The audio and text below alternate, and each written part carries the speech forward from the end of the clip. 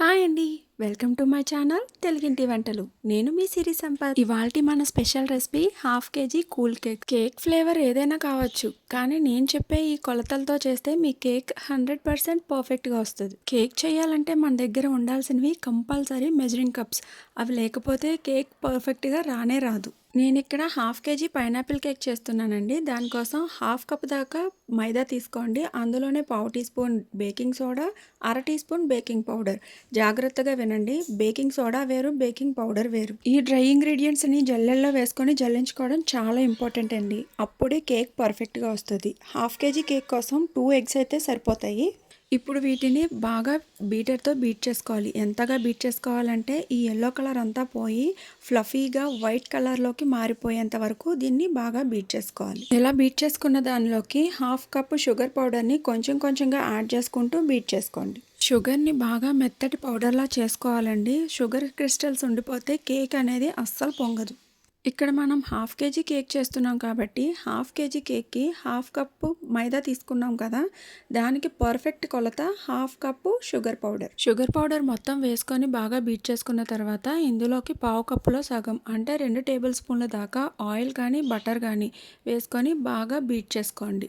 ఇందులోకి నేను half teaspoon vanilla essence, half teaspoon pineapple essence వేస్తున్నాను. ఎందుకంటే నేను చేసేది పైనాపిల్ కేక్ కాబట్టి ఫ్లేవర్ కోసం పైనాపిల్ ఎసెన్స్ కూడా యాడ్ చేస్తున్నాను. మీరు చేసేది వెనీలా కేక్ అయితే 1 టేబుల్ స్పూన్ దాకా వెనీలా ఎసెన్స్ వేసుకోండి, సరిపోతుంది. హాఫ్ కేజీ కేక్కి టిన్ సైజు 5 to 6 ఇంచెస్ ఉంటే సరిపోతుందండి. టిన్ సైజు ఎలా మెజర్ చేయాలనేది నేను ఇంకొకసారి వీడియో తీసి పెడతాను.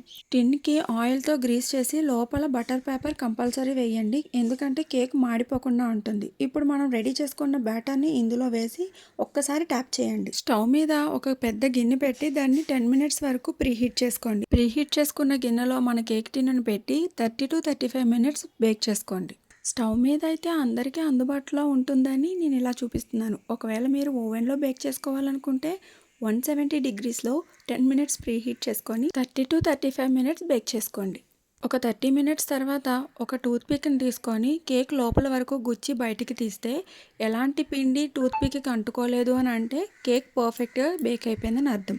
ఒకవేళ పిండి ఏమైనా అంటుకొని వచ్చినట్టయితే ఇంకొక 5 మినిట్స్ మళ్ళీ బేక్ చేసుకోండి. చూసారు కదా, టూత్ పిక్కి ఎలాంటి పిండి అంటుకోలేదని అంటే కేక్ పర్ఫెక్ట్ బేక్ అయిపోయిందని అర్థం. ఇప్పుడు దీన్ని డీమోల్డ్ చేసుకుందాం. కేక్ పూర్తిగా చల్లారిన తర్వాతే కేక్ని డీమోల్డ్ చేయాలండి, లేకపోతే కేక్ విరిగిపోతుంది అన్న సంగతి గుర్తుపెట్టుకోండి. చూసారు కదా, అస్సలు కేక్ ఎక్కడ మాడిపోలేదు.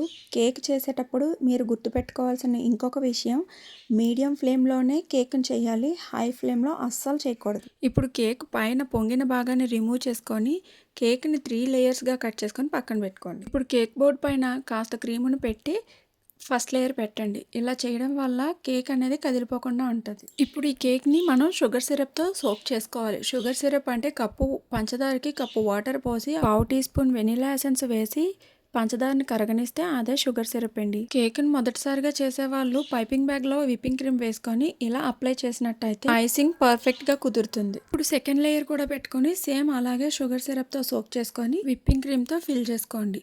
సో మొత్తం కేక్ అంతా ఇదే ప్రాసెస్లో చేసుకోవాలండి. ప్యాలెట్ నైఫ్తో కేక్ మొత్తం క్రీమ్ని అప్లై చేసుకున్న తర్వాత ఇలాంటి స్క్రాపర్తో నీట్గా ఫినిషింగ్ ఇచ్చేయండి.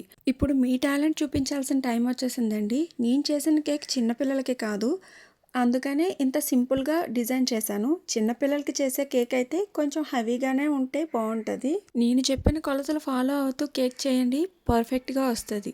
ఇంతేనండి నా కేక్ ఫైనల్ లుక్. ఈ వీడియో మీకు నచ్చినట్టయితే లైక్ చేయండి, షేర్ చేయండి. మీకు ఎలా అనిపించిందో కామెంట్ సెక్షన్లో చెప్పడం మర్చిపోకండి. Thank you for watching.